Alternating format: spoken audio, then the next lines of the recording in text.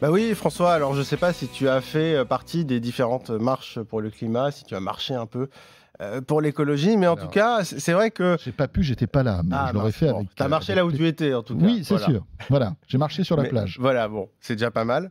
Mais c'est vrai que quand on parle de numérique, alors on parle de cloud, on parle de données, on a l'impression que tout ça, c'est quelque chose qui survole un peu tout le monde. Mais sauf qu'en fait, bah, ces données, elles ont besoin de consommation électrique en fait pour être stockées, puisqu'en fait, il y a des espèces d'immenses usines à serveurs hein, partout dans le monde qui hébergent nos données.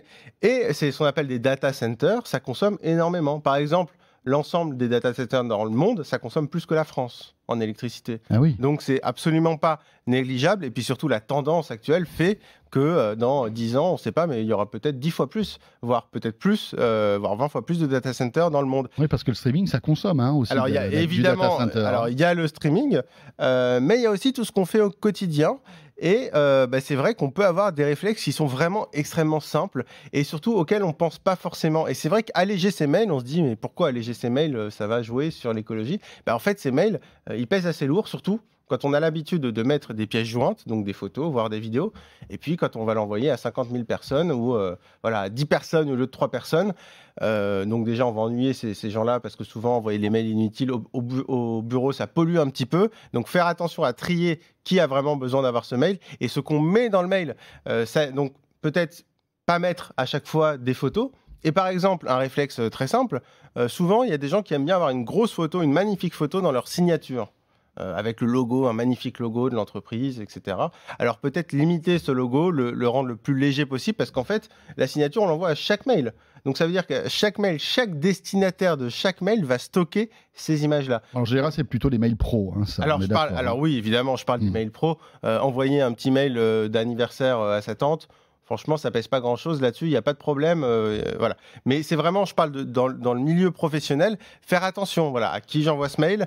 Qu'est-ce que je mets vraiment dans ce mail? Est-ce que j'ai besoin de mettre toutes ces photos? Est-ce que ma signature, la photo, est pas trop lourde, par exemple? Parce que ce sont des données en fait qui sont stockées et qui sont répliquées à chaque fois. Et à l'arrivée, en fait, ça pèse énormément. Voilà. Et tous ces mégaoctets, ces dizaines de mégaoctets, ces centaines, ces terras, tous ces trucs-là, bah, ça pompe de l'énergie. Et bah exactement, ça consomme énormément et donc ça pompe de l'énergie.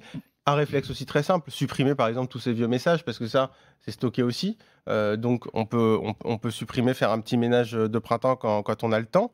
Après, il faut aussi souligner qu'il y a au niveau des entreprises qui stockent nos données, hein, parce que les boîtes qui stockent nos données, on les connaît bien. Hein, c'est Apple, c'est Google, c'est Facebook, c'est Amazon. Alors, elles font quand même aussi des efforts. Hein. C'est vrai, notamment Apple et Google font pas mal d'efforts, notamment pour alimenter leur data center en énergie renouvelable.